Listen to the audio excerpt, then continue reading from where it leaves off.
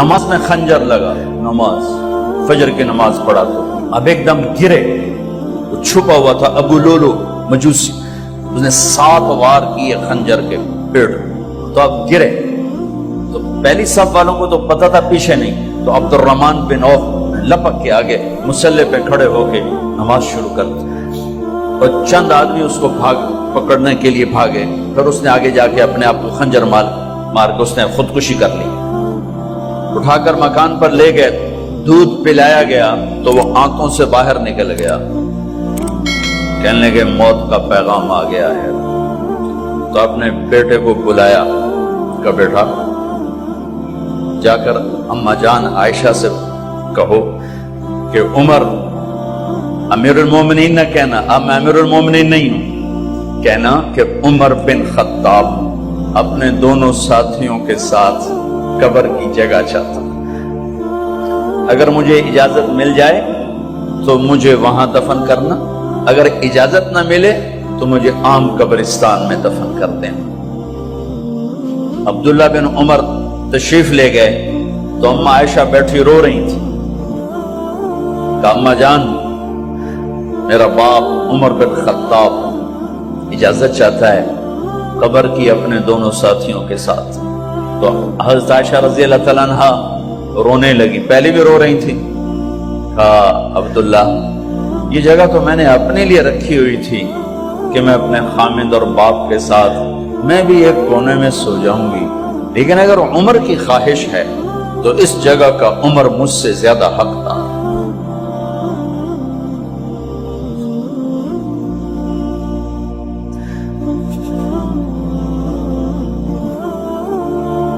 بیٹے نے آ کر کہا ابا جان مبارک ہو، اجازت ہو گئی، کہا بیٹا ہو گئی، لیکن جب میری میت اٹھاؤ تو دروازے پر جا کر رکھنا اور ایک دفعہ دوبارہ پوچھنا، ہو سکتا ہے میرے شرم میں اجازت دی ہو اور میرے مرنے کے بعد انکار فرما دیں، تو ایک دفعہ دوبارہ پوچھنا، اس وقت بھی اجازت ملے تو پھر لے جانا ورنہ واپس لے جانا۔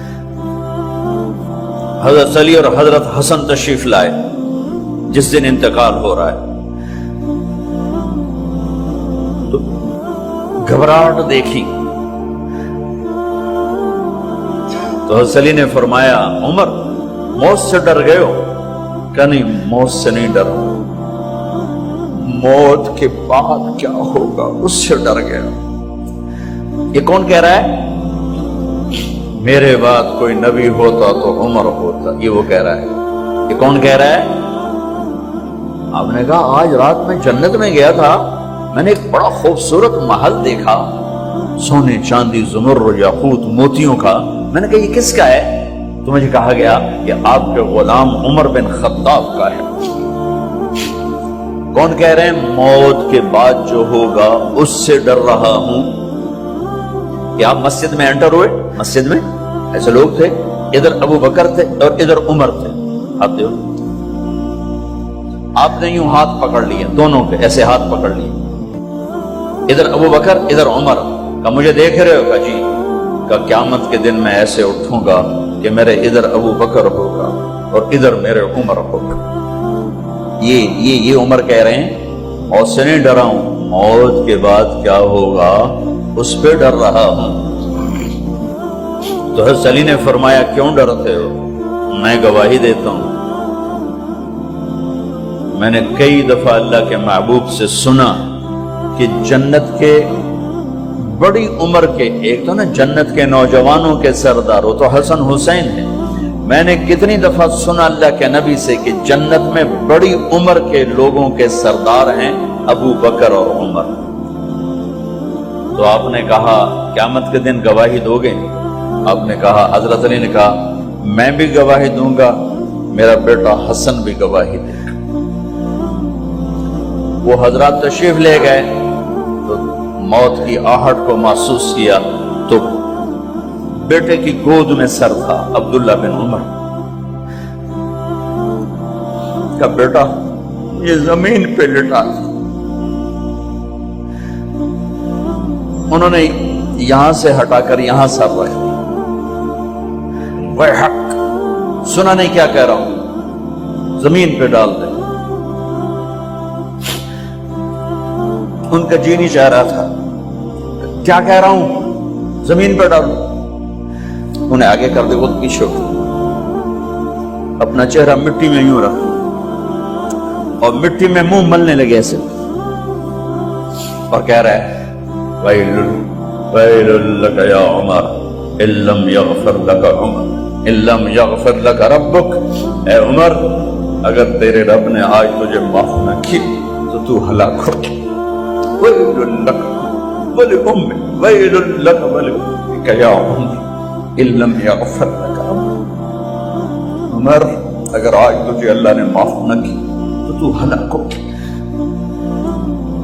اتنے بڑے مقام والے 1,24,000 میں ایک آدمی ہے مراد، جسے مانگا گیا ایک آدمی. یا اللہ، عمر دے دے میرے اسلام کی بلندی کے لیے. وہ کہہ رہے ہیں ویل لک یا عمر ان لم یغفر لک ربک.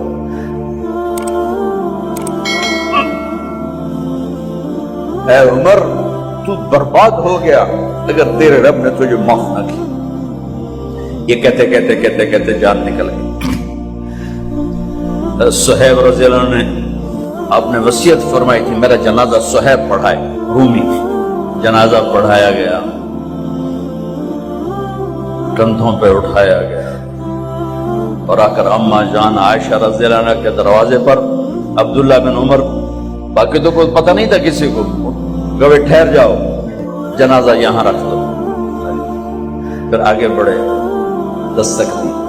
اماں جان، میرا باپ عمر بن خطاب دروازے پہ پہنچ چکا ہے، اندر آنے کی اجازت ہے. تو اماں جان عائشہ نے فرمایا مرحبا بعمر. ہم عمر کو خوش آمدید کہتے اور باہر تشریف لے گئی. وہیں حجرہ مبارک میں قبر کھودی گئی.